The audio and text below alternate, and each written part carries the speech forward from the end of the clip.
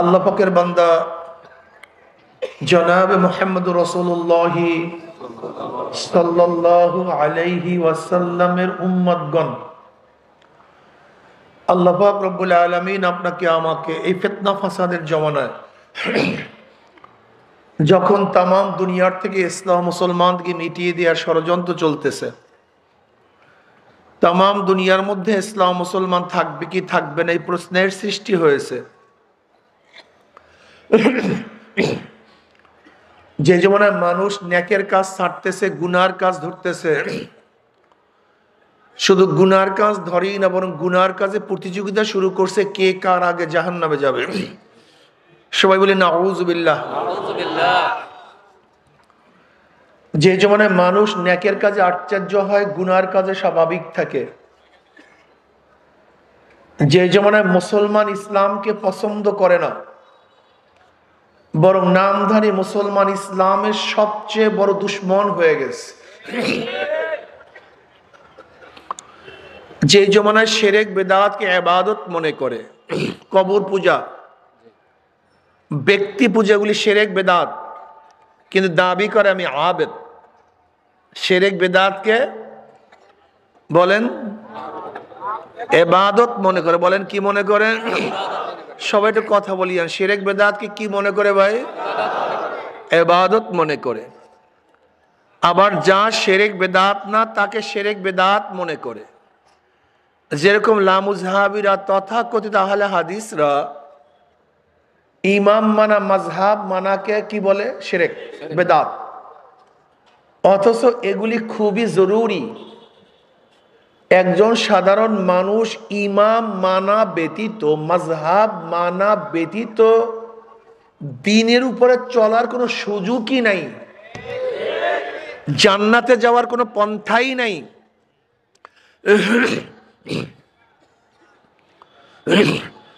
যেটা খুবই জরুরি, কিন্তু সেইটাকে বলছে শিরক বিদআত। এক দলে শিরক বিদআতকে ইবাদত মনে করে, আর এক দলে যা শিরক বিদআত না তাকে শিরক বিদআত মনে করে। যে জমানায় আংশিক দিন পালন করেও পরিপূর্ণ দিন পালন করা ঢেকুর তুলে পালন করে, আংশিক দিন দাবি করে আমার চেয়ে বড় দিনদার নেককার আর কেউ নাই। যে জমানায় কুফরি করার পরেও, শিরক করার পরেও নিজেকে সবচেয়ে বড় ঈমানওয়ালা দাবি করে,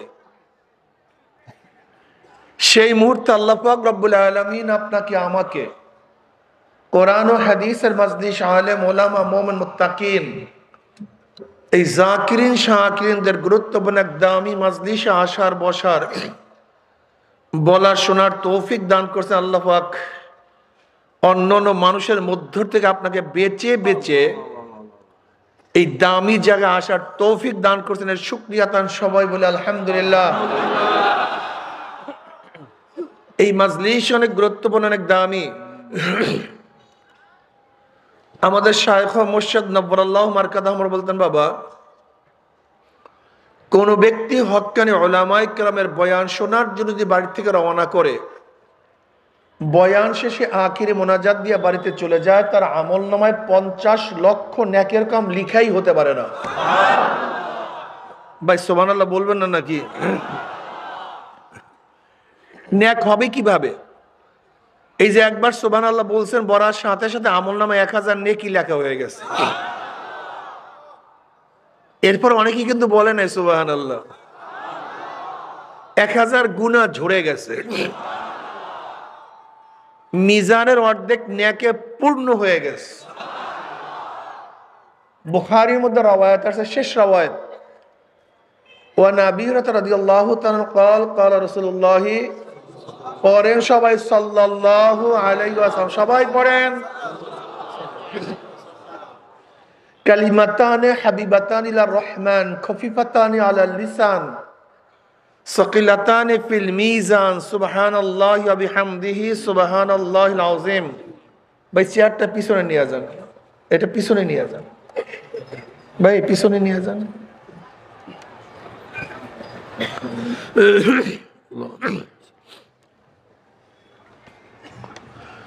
দুইটা কালেমা আল্লাহর কাছে খুবই প্রিয়। কার কাছে প্রিয়? আল্লাহর কাছে। হাবিবাতানে ইলা রহমান, আল্লাহর কাছে খুবই প্রিয়। আল্লাহর কাছে প্রিয় হওয়ার অর্থ হলো ইন্না কাইলুহা মাহবুবুন লিল্লাহি তাআলা। এই কালেমা দুইটা যারা পড়বে তারা আল্লাহর কাছে প্রিয় হয়ে যাবে। এই কালেমা দুইটা যারা পড়বে তারা আল্লাহর কাছে প্রিয় হয়ে যাবে। জবানে খুবই হালকা, জবানে খুবই হালকা। আরব আজম, ছোট বড়, পুরুষ মহিলা, শিক্ষিত মূর্খ সবাই জবানের মধ্যে উচ্চারণ করতে পারে। জবানে খুবই হালকা, কিন্তু মিজানে, কিয়ামতের ময়দানে মিজানে খুবই ভারী, খুবই ওজন। কালেমা দুইটা কি? সুবহানাল্লাহি ওয়া বিহামদিহি সুবহানাল্লাহিল আযীম। সবাই বলেন সুবহানাল্লাহি ওয়া বিহামদিহি সুবহানাল্লাহিল আযীম, অর্থাৎ সুবহানাল্লাহ আলহামদুলিল্লাহ। এই দুইটা কালেমা জবানে হালকা, আল্লাহর কাছে প্রিয়, কিন্তু কিয়ামতের ময়দানে নেকের পাল্লায় খুবই কি হবে? ভারী হবে, ওজন হবে। হাদিসে বেতাকা সম্পর্কে আপনারা জানেন, তিরমিজির মধ্যে রওয়ায়াত আছে। কিয়ামতের ময়দানে আল্লাহ পাক রব্বুল আলামিন এক ব্যক্তির আমলনামা খুলবেন, 99 দফতর, রেজিস্টার, চোখের সীমানার বাহিরে তার আমলনামা চলে যাবে, এত আমলনামা। বুঝাতে পারিনি? এই বালেগ হওয়ার পর থেকে মৃত্যুর আগ পর্যন্ত যত দিকে তাকাইছেন, যত কথা শুনছেন, যত কথা বলছেন, যত দিকে হাত বাড়াইছেন, যত দিকে কদম চালাইছেন, সবকিছু কিন্তু এই দুই কাদের মধ্যে ধাম ধাম। কিরামান কাতিবিনা ইয়ালামুনা মা তাফআলুন, একেবারে ধাম ধাম লিখতেছে। আপনার হুঁশ নাই, আপনার খবর নাই, আপনার খেয়াল নাই, কিন্তু কিরামান কাতিম কিন্তু বেখবর না, সে বেখেয়াল না। আপনার খেয়াল না থাকলেও কিরামান কাতিম সবসময় খাতার মধ্যে লিখতেছে। বুঝাতে পারিনি? কবে থেকে শুরু, কোন পর্যন্ত? وَنَضَعُ الْمَوَازِينَ الْقِسْطَ لِيَوْمِ الْقِيَامَةِ وَأَنَّ عَمَلَ بَنِي آدَمَ قَوْلَهُ يُؤْذَنُ। ইমাম বুখারী তার কিতাবের শেষ বাব, وَنَضَعُ الْمَوَازِينَ الْقِسْطَ لِيَوْمِ الْقِيَامَةِ لِحِسَابِ يَوْمِ الْقِيَامَةِ। আল্লাহ পাক কিয়ামতের ময়দানে এক ইনসাফের, ন্যায়ের মিজান পাল্লা কায়েম করবেন। ওয়ানাদাউল মাওয়াজিন আল কিসত, কিসত শব্দের অর্থ কি? ইনসাফ, ন্যায়, আদেল। ইনসাফের এক মিজান আল্লাহ পাক কায়েম করবেন, স্থাপন করবেন। কিসের জন্য? লিহিসাবি ইয়াউমিল কিয়ামা। ওয়ানাদাউল মাওয়াজিন আল কিসত লিয়াউমিল কিয়ামা আই লিহিসাবি ইয়াউমিল কিয়ামা, হিসাব করার জন্য। ভাই মাইক এরকম করতেছে না, বাড়াইছে কেন মাইক? হ্যাঁ,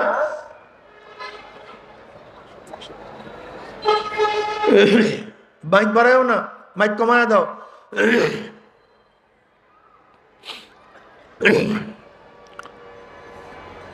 এবার ইমাম বুখারী বলেন, ওয়া আন্না আমালা বানি আদম কাওলাহুম ইউযান, বনি আদমের সমস্ত কাজ এবং কথা কি করা হবে? ওজন করা হবে। জোরে বলেন, কি করা হবে? বনি আদমের যত কাজ, যত কথা, সব কিছু ওজন করা হবে। এরকম বিশাল বিশাল রেজিস্টার কিয়ামতের ময়দানে এক ব্যক্তির খুলবে। কত রেজিস্টারের সংখ্যা কত বললাম জানি? আপনি বলছেন, দেখছেন, মনে নাই বয়ান। এই বয়ানে কাজ হবে না। বয়ান মনে রাখবেন, না তো সময় লস। দোকান বন্ধ করে আসছেন, ব্যবসা বন্ধ করে আসছেন। সময়ের অনেক দাম, সময়ের চেয়ে দামি কোনো জিনিস নেই। এর জন্য সময়কে গুরুত্ব দিবেন, সময়কে মূল্যায়ন করবেন। সময় সবচেয়ে দামি, এর চেয়ে দামি কোনো জিনিস নেই। টাকা হারালে পাওয়া যায়, জমি হারালে সংগ্রহ করা যায়, লেকিন সময় হারালে আর সেইটাকে পাওয়া যায় না। যাই হোক, কয় দপ্তর? আবার বলো, কয় দপ্তর? 99 দপ্তর রেজিস্টার, বিশাল, চোখের সীমানার বাইরে চলে যাবে। কিন্তু সব বদ আর বদ, সব বদামল, সব গুনার গুনা, গুনার গুনা, গুনার গুনা। এখন কোন ব্যক্তি আল্লাহর সামনে যদি দেখে সব গুনার গুনা, তার অবস্থাটা কি হয় বলেন তো? কত কঠিন অবস্থা। কি করবে? ব্যক্তির চেহারা মলিন, অস্থির, কি করবে? উপায় তো নাই। লা ইউগাদিরু সাগীরাতান ওয়ালা কাবীরাতান ইল্লা আহসাহা। ছোট বড় সবই তো উঠে গেছে, কিছুই তো বাদ পড়ে নাই। কি করবে? পরেশান।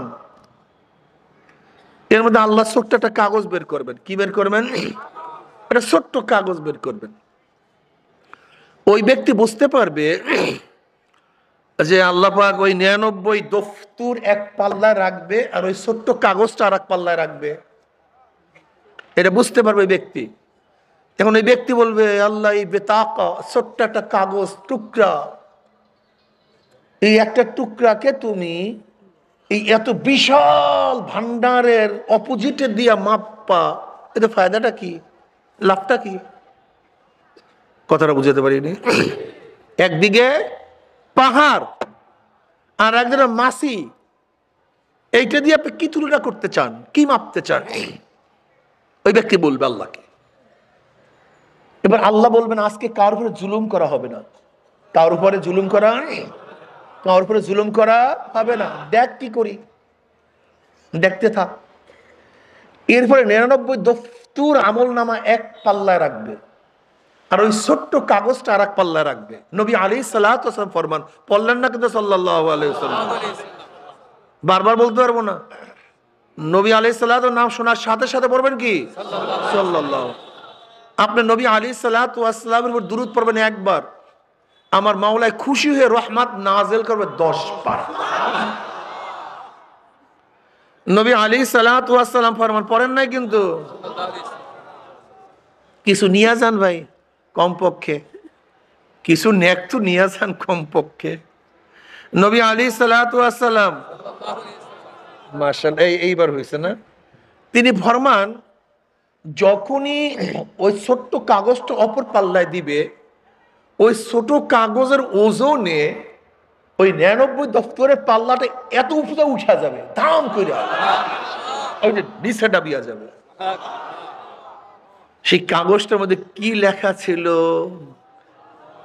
কলেমায়ে শাহাদাত, আশহাদু আল্লা ইলাহা ইল্লাল্লাহ ওয়াহদাহু লা শারীকা লাহু ওয়া আশহাদু আন্না মুহাম্মাদান আবদুহু ওয়া রাসূলুহু। মাশাআল্লাহ, কলেমায়ে শাহাদাত, কলেমায়ে তাইয়্যিব, লা ইলাহা ইল্লাল্লাহ মুহাম্মাদুর রাসূলুল্লাহ।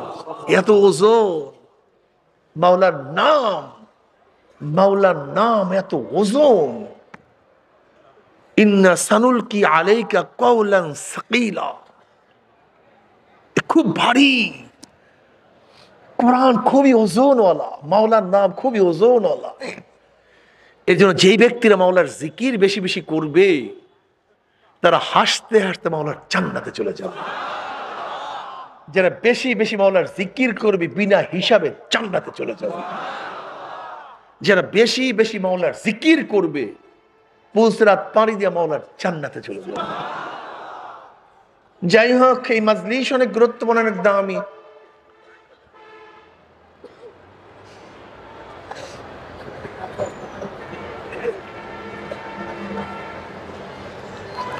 এই মাজলিস অনেক গুরুত্বপূর্ণ, অনেক দামি।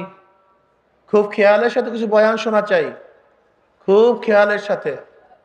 আমার তন মন, মন এবং শরীর একই জায়গায় থাকবে, ঠিক আছে না ভাই? নবী রাসূলগণ দুনিয়াতে আসছেন কেন? নবী রাসূলগণ দুনিয়াতে আসছেন কেন? প্লেন আবিষ্কার করার জন্য আসেন নাই, বিমান বানাবার জন্য আসেন নাই, কম্পিউটার বানাবার জন্য আসেন নাই, দ্রুতগামী ট্রেন আবিষ্কার করার জন্য আসেন নাই।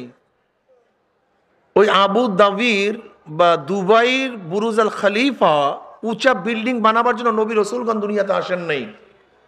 নবী রসুলগণ দুনিয়াতে আসছেন কেন? মানুষরূপী অমানুষদেরকে মানুষ বানাবার জন্য। কেন আসছেন বলেন তো? মানুষরূপী অমানুষদেরকে মানুষদেরকে মানুষ বানাবার জন্য। যাদের কোনো দাম ছিল না তাদেরকে দামি বানাবার জন্য, যাদের কোনো গুরুত্ব ছিল না তাদেরকে গুরুত্বপূর্ণ ব্যক্তিত্ব হিসেবে দুনিয়ার মধ্যে প্রকাশ করার জন্য নবী রসুলগণ দুনিয়াতে আসছেন। যেমন ওমর ইবনে খাত্তাব রাদিয়াল্লাহু তাআলা আনহু ইসলাম গ্রহণ করার আগে নবী আলাইহিস সালাতু ওয়াস সালাম হত্যা করার জন্য রওনা করছে। যেই ব্যক্তি নবীদেরকে হত্যা করে তার চেয়ে নিকৃষ্ট মানুষ নাই, সবচেয়ে নিকৃষ্ট। অথচ ওমর ইবনে খাত্তাব রাদিয়াল্লাহু তাআলা আনহু নবী আলাইহিস সালাতু ওয়াস সালাম হত্যা করার জন্য রওনা করছে, তার চেয়ে নিকৃষ্ট কোনো মানুষ হতে পারে? কিন্তু ঈমান আনার পরে, ইসলাম গ্রহণ করার পরে, নবীর সোহবাতে যাওয়ার পরে সেই ব্যক্তির অবস্থা কি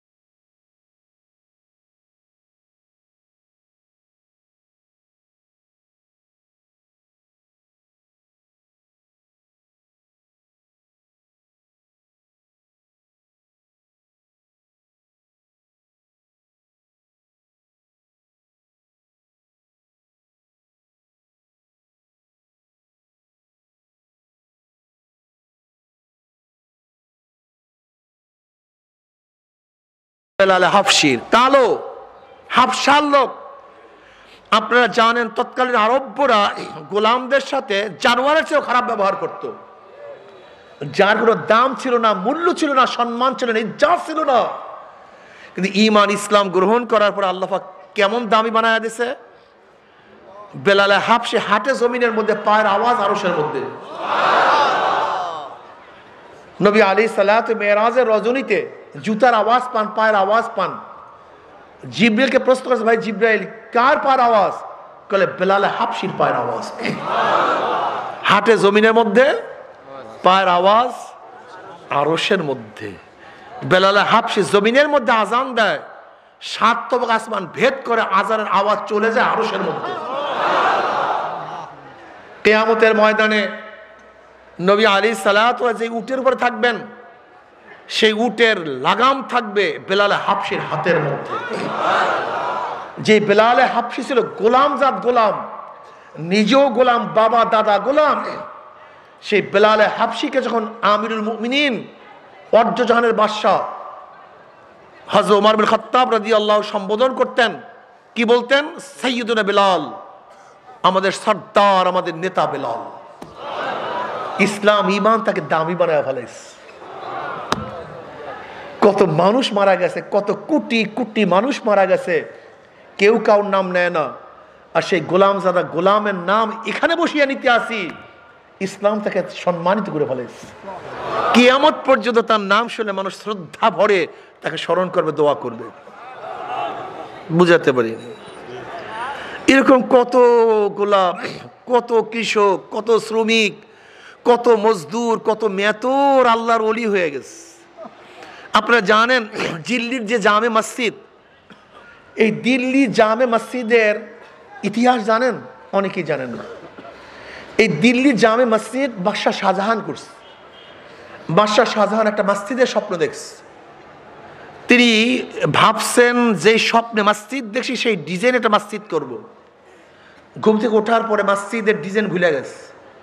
আর্কিটেক্টকে ডাকছে, ভাই আর্কিটেক্ট আসো, একটা মসজিদ করবো। বলে ডিজাইন বলেন, ডিজাইন তো ভুলে গেছে, ডিজাইন তো মনে নেই।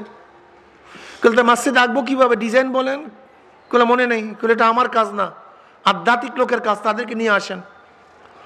ওই জমানার সবচেয়ে বড় বুজুর্গকে ডাকা হয়েছে। বাদশাহ শাহজাহান বলতেছে, আমি একটা মসজিদ করবো, ডিজাইন করে দাও। বলে নমুনা বলে, ভুলে গেছি। আমি তো বড় বুজুর্গ না। বড় বুজুর্গ কি বলতেছে? আমি তো বড় বুজুর্গ না। কে বড় বুজুর্গ? দেখেন, বুজুর্গরা নিজের বুজুর্গি সুফায়া রাখে, গোপন করে, আর আমরা বুজুর্গ শুধু প্রকাশ করি। আমি তো বড় বুজুর্গ না। কে বড় বড় বুজুর্গ? আপনার বাবুসখানায় যে বাবুর্চি, সে আমার চেয়ে বড় বুজুর্গ। ডাকা হলো বাবুর্চিকে। এবার বাবুর্চি বলছে, আমি তো বড় বুজুর্গ না। কে বড় বুজুর্গ? আপনার যে মেতর ময়লা সাফ করে, সে আমার চেয়ে বড় বুজুর্গ, আপনি তাকে ডাকেন। ডাকা হলো তাকে। এবার সে আসার পরেই বলতেছে, বাদশাহ নামদার, আপনি যে মসজিদের স্বপ্ন দেখছেন, এই মসজিদ দুনিয়ার কোনো মসজিদ না, এটা জান্নাতের একটা নমুনার মসজিদ। আপনি অপেক্ষা করুন, আমি ডিজাইন করে নিয়ে আসতেছি। কিছুক্ষণ পরে সেই মেতর একটা ডিজাইন করে নিয়ে আসছে। বাদশাহ শাহজাহান ডিজাইন দেখার সাথে সাথে আল্লাহর কসম, আমি স্বপ্নের মধ্যে এই ডিজাইনের মসজিদ দেখছি। আজকে যে দিল্লির জামে মসজিদ, এই দিল্লির জামে মসজিদ কিন্তু শাহজাহান করছে ওই মেতর আর্কিটেক্ট। অথচ মেতর কিন্তু আল্লাহর ওলি। কথাটা বুঝতে পারি। এক মালিক এক গোলাম কিনে নিয়ে আসছে। গোলাম, এবার মালিক বলতেছে, গোলাম তোমার কোনো শর্ত সারায়াত আছে? বলে হ্যাঁ, শর্ত সারায়াত আছে। বলে কি শর্ত সারায়াত? বলে ফরজ কাজে আপনাকে বাধা দিবেন না। আল্লাহ পাকের ফরজ হুকুম পালন করতে আপনি আমাকে বাধা দিবেন না, নাম্বার 1। নাম্বার 2, দিনে কাজ করাবেন, রাত্রে আমার দ্বারা কাজ করাতে পারবেন না, নাম্বার 2। নাম্বার 3, আপনার ঘরগুলির মধ্য থেকে আমার জন্য এমন একটা ঘর নির্দিষ্ট করবেন, যেই ঘরের মধ্যে শুধু আমিই ঢুকবো, আমিই থাকবো, অন্য কেউ ঢুকতে পারবে না। সহজ, একেবারে সহজ। ঠিক আছে, আমার এতগুলি ঘর, তোমার কোনটা পছন্দ হয়? গোলাম একটা জীর্ণ শীর্ণ ঘরকে পছন্দ করছে, এই ঘরটা আমার পছন্দ হয়। বলে আমার এত সুন্দর সুন্দর ঘরকে বাদ দিয়ে তুমি জীর্ণ শীর্ণ ঘরটাকে পছন্দ করলা? বলে বাদশাহ আপনি কি, মালিক আপনি কি জানেন না আল্লাহ পাকের ইবাদতে জীর্ণ শীর্ণ ঘরও আবাদ হয়ে যায়? আপনি কি জানেন না? বাস কাজ করতেছে, চলতেছে। হঠাৎ করে মালিক একদিন চিন্তা করছে যে গোলাম করেটা কি রাত্রে, একটু গিয়া দেখি তো। এবার সেই হুজরার কাছে গিয়া জানালার ফাঁক দিয়া তাকায়া দেখে গোলাম সেজদার মধ্যে পড়া, গোলাম সেজদার মধ্যে পড়া, তার ঘরের চালটা ফাঁকা, আসমান থেকে নূরের বাতি তার মাথার মধ্যে পড়া, যেই বাতিতে গোটা ঘর আলোকিত হয়ে গেছে। এবার গোলাম সেজদার মধ্যে পড়িয়া বলছে, মালিক, ও আমার মালিক, বানাইছো গোলাম, দুনিয়ার মালিকের কাজ করতে হয়, তোমার ইবাদত ঠিক মতো করতে পারি না, যেইভাবে তোমার ইবাদত গোলামি করার দরকার সেভাবে গোলামি করতে পারি না, আমার এই মাযুরাতকে একটু কবুল করিয়া নিও, আমার এই কমজোরিকে কবুল করিয়া নিও।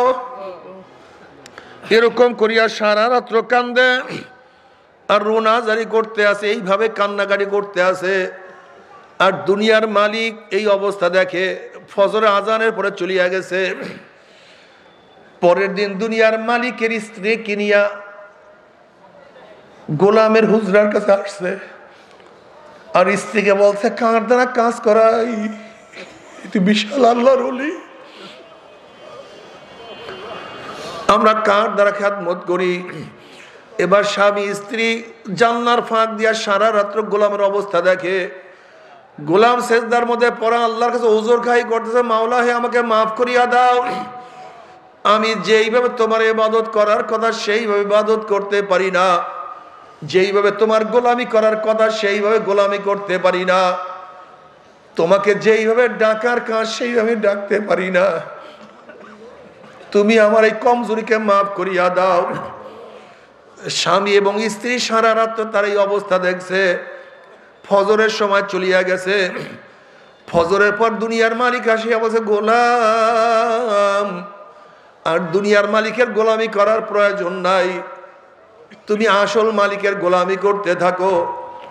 এবার ওই দুনিয়ার গোলাম সে বলছে, ইয়া সাহিবুস সিররি ইন্নাস সিররা ক্বাদ যাহারা ওয়া মা উরিদু হায়াতি বাদা মাশতাহারা, হে গোপন ভেদ গোপন করনেওয়ালা, যে গোপনকে গোপন অবস্থায় রাখো, আমার গোপনীয়তা প্রকাশ হয়ে গেছে, তোমার সাথে আমার সম্পর্ক প্রকাশ হয়ে গেছে, তোমার সাথে আমার ভালোবাসা প্রকাশ হয়ে গেছে, তোমার মধ্যে আমার মধ্যে সম্পর্ক এখন সবাই জানিয়া ফেলাইছে। যেহেতু গোপন জিনিস প্রকাশ হয়ে গেছে, এখন আমি দুনিয়াতে থাকতে চাই না, তুমি তোমার কাছে আমাকে নিয়ে যাও, আমি তোমার সাথে মোলাকাত করতে চাই, তোমার সান্নিধ্যে আমি যাইতে চাই। এই কথা বলার সাথে সাথে কলেমা পড়িয়া দুনিয়ার থেকে বিদায় হয়ে গেছে। এ আমার যুবক বাবারা, আমার মুরব্বী বাবারা, ও আমার কৃষক বাবারা, ও আমার গরিব বাবারা, ও আমার শ্রমিক বাবারা, ও আমার মেতর কুলি মজদুর বাবারা, তুমি ভাবছো হুজুর আমি গরিব, আমি কিভাবে মাওলাকে পাবো?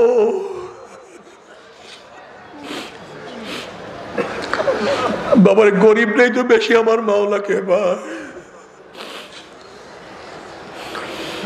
আমার মাওলার সাথে তো গরিবদের সম্পর্ক সবচেয়ে বেশি থাকে রে বাবা। নবী আলাইহিস সালাতু ওয়াস সালাম আল্লাহর কাছে বলে, মাওলা হে, দুনিয়ার মধ্যে আমাকে গরিবদের সাথে রাখিও, গরিবদের সাথে মৃত্যু দিও, গরিবদের সাথে হাসর করিও। ও আমার গরিব বাবারা, তুমি আমি কি গরিব। আম্মা জান আয়েশা সিদ্দিকা রাদিয়াল্লাহু তাআলা আনহা ফরমান, অনেক সময় নবীর ঘরে 3 দিন পর্যন্ত চুলাই জ্বলতো না, 3 দিন পর্যন্ত খানা পাকি হইতো না। এরকম গরিব গোটা বাংলাদেশের মধ্যে একজনও পাওয়া যাবে না। তুমি আমি কি গরিব, আমার পর্দায় মা বোনেরা, তুমি আমি কি গরিব। আলী রাদিয়াল্লাহু তাআলা ফরমান, হে গোটা দুনিয়ার মানুষ, সরদার দু আলম সাইয়্যিদুল আম্বিয়া মুহাম্মদ আরবি আলাইহিস সালাতু ওয়াস সালাম কলিজার টুকরা ফাতেমার কথা শুনো। ফাতেমার অবস্থাটা কি? ফাতেমা তো পানির মস্কট টানতে টানতে কাঁধের মধ্যে রশির দাগ পড়িয়া গেছে। ফাতেমা তো আটার চাক্কি ঘুরাইতে ঘুরাইতে হাতের মধ্যে দাগ পড়িয়া গেছে। ফাতেমা এবং আমার বিছানা তো একটাই ছিল, তা আবার ছাগলের চামড়ার বিছানা। ওই একই বিছানায় আমরা শুইতাম, রাত্রে শুইতাম, আবার দিনে ওই একই বিছানার মধ্যে জানোয়ারদেরকে খাদ্য দিতাম। বাবারে,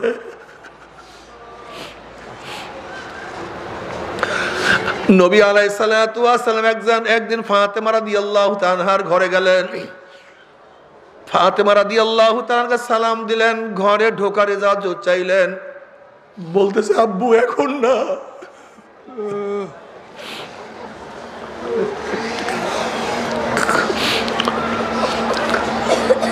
কেন মা? আপনার সামনে আসবো সেরকম সতর ঢাকার মধ্যে পূর্ণ কাপড় আমার কাছে নাই। ও মুসলমান বাবারা, ও আমার যুবক বাবারা, পর্দা মা বোনেরা, ও আমার ধনী বাবারা, ও গরিব বাবারা, ও শিক্ষিত মূর্খ বাবারা, তারাও কিয়ামতের ময়দানে আল্লাহর সামনে উঠবে। তুমি আমিও কিয়ামতের ময়দানে আল্লাহর সামনে উঠবো। কি নিয়ে রওনা করলাম? ওমর ইবনে খাত্তাব রাদিয়াল্লাহু তাআলা বিলাল হাবশী রাদিয়াল্লাহু তাআলাকে বললেন, ভাই বিলাল, ঈমান আনার পরে কাফেররা তোমার হয়ে কি পরিমাণ নির্যাতন করছে, কি পরিমাণ মারামারি করছে। বেলাল হাবশী রাদিয়াল্লাহু তাআলা মুখে কোনো জবাব দিলেন না, পিঠের থেকে কাপড়টা ফালাইয়া দিছে। দেখে পিঠের মধ্যে গোশতগুলি একত্রিত হয়ে গেছে, পিঠের মধ্যে গর্ত গর্ত হয়ে গেছে।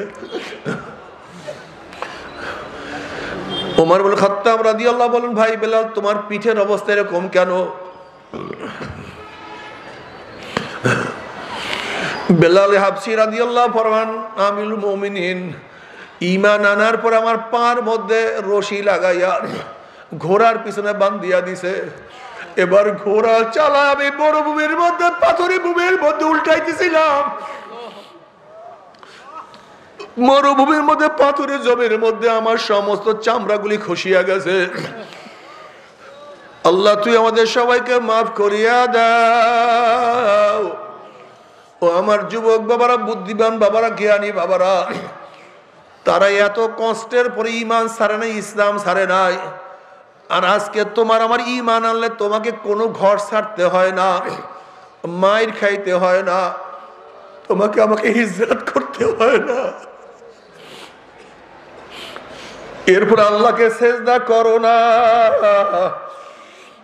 এরপর আমার মাওলার সামনে দাঁড়াও না, এরপর আমার মাওলার সামনে ঝুঁকি আমার মাওলাকে রুকু করো না, এরপর আবার মাওলাকে ডাকার সময় পাওনারে গাদা খুব ভালো মতো বুঝিয়া শুনিয়া তারপর মাওলার কবরে যাই। ওরে বাবা, আজকে যাদের জন্য জীবনটাকে ধ্বংস করিয়া ফেলাইতে আসো, ও গরিব বাবার, আজকে রিক্সা টানতে টানতে পিঠটাকে কালো বানাইয়া ফেলাইছো। ও আমার কৃষক বাবারা, কৃষি কাজ করতে করতে জীবনটাকে ধ্বংস করিয়া ফেলাইছো। নিজে না খাইয়া বাচ্চাদের খাওয়ার ব্যবস্থা করছো, নিজে খানা না খেয়ে স্ত্রীকে খাওয়ার ব্যবস্থা করছো, নিজের পায়ে জুতা নাই কিন্তু বাচ্চাদেরকে জুতা পরাবার ব্যবস্থা করছো, নিজের শরীরে তো জামা নাই কিন্তু বাচ্চাদেরকে কত দামি দামি জামা পরাইছো, নিজে মূর্খ ছেলেকে বড় শিক্ষিত বানাইছো। কিন্তু একদিনকে চিন্তা করছো আমার কবরের উপায় কি, আমার কিয়ামতের উপায় কি, আমার মিজানের উপায় কি, আমার পুসরাতের উপায় কি? এই হিসাব নিকাশ করলা না। ওমর ইবনে খাত্তাব রাদিয়াল্লাহু ফরমান, হাসিবু ক্বাবলা আন তুহাসাবু, তোমার কাছে হিসাব নেওয়ার আগে তুমি তোমাকে হিসাব নাও। তুমি জিজ্ঞাসা করো, মন আমার চোখের থেকে গুনাহ বেশি হয়েছে না নেক বেশি হয়েছে? ওরে কান, তুই কি নেকের আওয়াজ বেশি শুনছো না গুনার আওয়াজ বেশি শুনছো? আল্লাহ মাফ করিয়া দাও। ওরে হাত, তুই কত সুদ গ্রহণ করছো, কত ঘুষ গ্রহণ করছো? ওরে হাত, কত জুলুম করছো, কত খুন, কত অন্যায়ভাবে মহিলার গায়ে হাত লাগাইছো? ওরে হাত, কত গাঁজা, কত ইয়াবা, কত মদ হাত দিয়ে স্পর্শ করছো? ওরে পাও তুই কত গুনার দিকে হাঁটছো, কত নেকের দিকে হাঁটছো। ওরে গুনাহ যা করছি তওবা করতে পারছি কি পারি নাই, আবার তওবা যা করলাম আমার মাওলায় মাফ করছে কি করে নাই। খবরদার হিসাব নিকাশ না মিলে কেউ মাওলার কবরে যাইও না। যদি হিসাব নিকাশ মিলে মাওলার কবরে যা, কবরটা তো জান্নাতের বাগিচা হইয়া যাবে। আল্লাহ তুমি কবুল করিয়া নাও। হিসাব নিকাশ করিয়া কিয়ামতের ময়দানে উঠলে আমল নামার ডাইন হাতে পড়িয়া যাবে।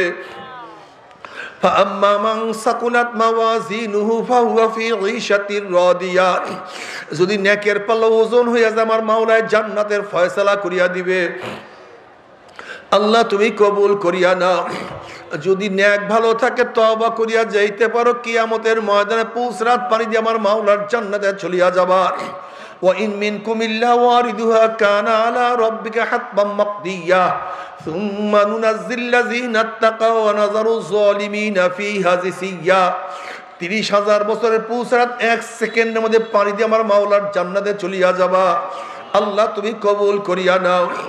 জান্নাতে যাওয়ার পরে সালামুন কাওলাম মির রাব্বির রহিম, আল্লাহর তরফ থেকে শান্তি আর শান্তি। অশান্তি কি জিনিস আর কোনোদিন দেখবা না, শুধু মজার সুখ আর সুখ, সুখ আর সুখ। আল্লাহ কবুল করিয়া না। কিন্তু আমার বেনামাজি বাবারা, ও হারামখোরের দলেরা, ও চোরের দলেরা, ডাকাতের দলেরা, ও ঘুষখোর সুদখোরের দলেরা, ও বেনামাজির দলেরা, বাবারা আমার ফের রাগ করিও না। তুমি তোমার কবরে রওনা করছো, আমি আমার কবরে রওনা করছি। নাফরমান বদমাশ বেঈমান যখন কবরের মধ্যে যাবে, আল্লাহ পাক ডাক দেয় ফেরেশতারা আমার নাফরমান কবরের মধ্যে আসছে, হে হে মাটি আমার নাফরমানকে শাস্তি দে। অমনি কবরের দুই পাশের মাটি এত জোরে চাপ মারবে, চাপের জোরে এক পাজরে হাড্ডি আর এক পাজরে লাগাইয়া ফেলবে, আল্লাহ মাফ করিয়া দাও। এ ফেরেশতারা কবরের মধ্যে আগুন ধরাইয়া দে, অমনি গোটা কবরটা আগুনে ভরিয়া যাবে। আল্লাহ তুমি ক্ষমা করিয়া দাও না। এ সাপ জড়াইয়া ধর, অমনি সাপ 99টা জড়াইয়া ধরবে। নবী আলাইহিস সালাতু ওয়াস সালাম ফরমাল্লাহু নাফাকা ফিল আরদি মা আনবাতাত খাদরা। যদি কবরের সাপ দুনিয়ার কোন কর্নার থেকে ফুক মারতো, তাহলে দুনিয়ার মধ্যে একটা ঘাস মাথা জাগাইতে পারতো না।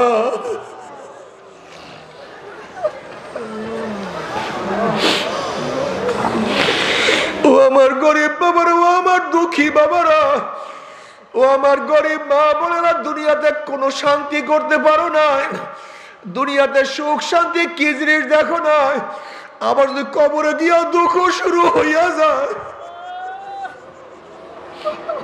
আমার কবরে গিয়েও যে শাস্তি শুরু হইয়াই যায়। তোমার সে আমার সে বদনসিবের কেউ হইতে পারে না। গরিবদের জন্য জান্নাতে যাওয়া খুবই সহজ, খুবই সহজ, একেবারে সহজ। নবী আলাইহিস সালাতু ওয়াস সালাম ফরমান, বড় লোকের তুলনায় গরিবরা 500 বছর আগে জান্নাতে চলিয়া যাবে। আল্লাহ কবুল করিয়া নাও। আমার গরিব বাবারা, তুমি কি দেখো নাই কত গরিব রিক্সা চালায় আর যখন আমার মাওলার জিকির চালাইতে থাকে। কত গরিব দেখো নাই নামাজের সময় মসজিদের কাছে রিক্সাকে তালা মারি আমার মাওলাকে সেজদা করে। তুমি কি দেখো নাই কত কৃষক জমির মধ্যে চাষ করে আর ওই কৃষক জমির আইলের মধ্যে আমার মাওলাকে সেজদা করে। তুমি কি দেখো নাই কত নৌকার মাঝি নৌকার মধ্যে আমার মাওলাকে সেজদা করে। তুমি কি দেখো না কত দোকানদার, কত কর্মচারী কাজের ফাঁকে অমনি গিয়ে আমার মাওলাকে সেজদা করিয়া চলে আসে।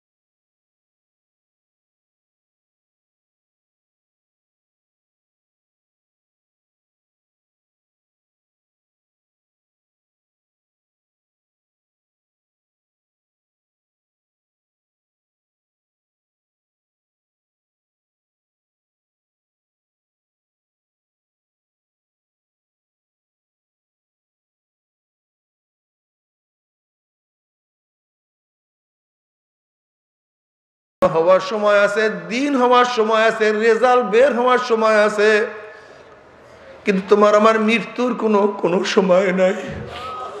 আশার সিরিয়াল আছে,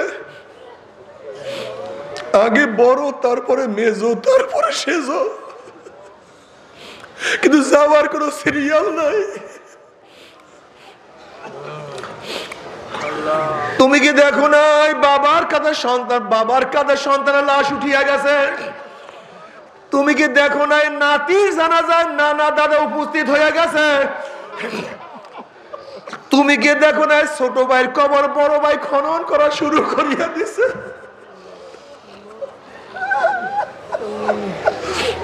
তুমি কি দেখো নাই ছাত্রের জানাজায় উস্তাদ হাজির হয়ে গেছে?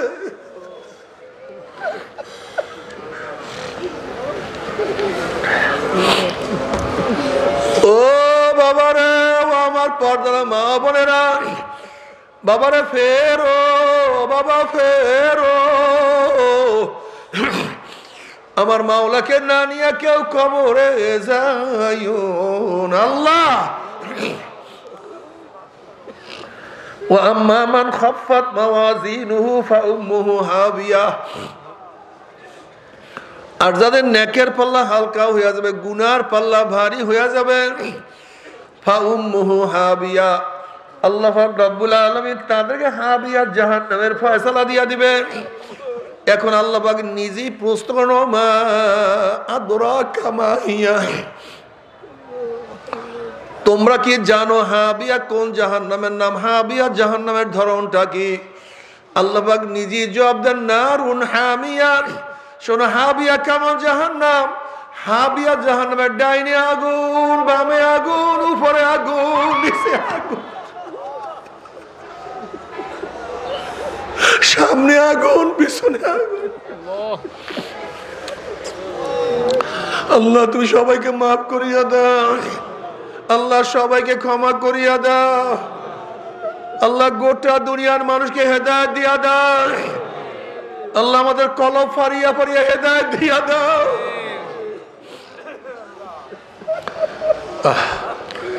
বাবার আজকে শীতের সময় কত পোশাক পরবা, কত কোট, কত সোয়েটার, কত জ্যাকেট, কত দামি দামি পোশাক পরবা। জাহান্নামের মধ্যে আল্লাহ পাক জাহান্নামীদের জন্য একটা পোশাক বানাইবে, উলের কোনো পোশাক না, সুতির কাপড়ের কোনো পোশাক না, রেশমি কাপড়ের কোনো পোশাক আল্লাহ পাক বানাবেন না। জাহান্নামীদের জন্য জাহান্নামের আগুনের একটা পোশাক বানায়া দিবে। ওই জাহান্নামের পোশাক যখন জাহান্নামীদের গায়ের মধ্যে পরাইয়া দিবে, নাফরমান দুই হাত দিয়া পোশাক ছেঁড়ার চেষ্টা করবে, পোশাক ছেড়তে পারবে না, আর সহ্য করতে পারবে না। আল্লাহ তবে মুমিন মুসলমান বলতে সবাইরই মনে চায় গুনার থেকে ফিরিয়া নেক আমল করিয়া মাওলার জান্নাত কিন্তু সবাইরই যাইতে মনে চায়। গুনাহ নিয়া মাওলার জাহান্নামে কাউরই কিন্তু যাইতে মনে চায় না। কিন্তু কেনই বা আমরা নেক আমল করতে পারি না, কেনই বা গুনার কাম ছাড়তে পারি না? এর মূল কারণ হলো আপনার এবং আমার পেছনে নফস এবং শয়তান লাগিয়া রয়েছে। এই নফস এবং শয়তান থেকে ফেরার জন্য যে কোনো একজন হক্কানি আল্লাহর ওলির হাতে হাত দিতে হবে রে বাবা। খবরদার, বর্তমান জমানায় পীর মুরিদ নামে ভেজাল, ব্যবসা, দলাদলি, হিংসা, হাসাদে পরিণত হয়ে গেছে। সমস্ত আল্লাহর ওলির একমত, যেই পীরের 5 জন মুরিদের মধ্যে কম পক্ষে 3 জনকে দেখবেন আলহামদুলিল্লাহ সুন্নাত মুআফিক আমল আকলাক মজবুত হয়ে যাইতে আছে, গুনার কাম ছাড়তে আছে, নেকের আমল ধরতে আছে, কলব নরম হইয়া চোখে পানি আসতে আছে। বিরিক্ষতর নাম কি, ফলে পরিচয়? আমি চরমনাই বুঝি না, চরমনের দাওয়াত, প্রশংসা, প্রচার প্রসার করার জন্য আসিনে রে বাবা। চরমনাই যাওয়ার তোমার কোনো দরকার নাই, কোনো দরকার নাই, কোনো দরকার নাই। তুমি যার কাছে গিয়া পারো গুনার কাম ছাড়ো, নেকের আমল ধরো, কলব নরম করিয়া চোখে পানি নিয়া মাওলার কবরে যাইও। যেরকম দুনিয়ার ঘরে আগুন লাগলে পানি ছাড়া নিবানো যায় না, ঠিক তদ্রূপ তোমার এবং আমার গুনার দ্বারা যে জাহান্নামের আগুন জ্বলিয়া রয়েছে, তোমার আমার গুনার দ্বারা যে জাহান্নামের আগুন জ্বলিয়া রয়েছে, চোখের পানি ও সারা কিন্তু জাহান্নামের আগুন নিবানো সম্ভব না। আমার জন্য দোয়া চাই, আমিও দোয়া করি, সবাই সবার জন্য প্রাণ খুলিয়া দোয়া করো, যেন কিয়ামতের ময়দানে গলাগলি বাঁধিয়া মাওলা একসাথে জান্নাতে যাওয়ার তৌফিক দিয়া দেয়। আল্লাহুম্মা আমিন, আল্লাহুম্মা আমিন, আল্লাহুম্মা আমিন।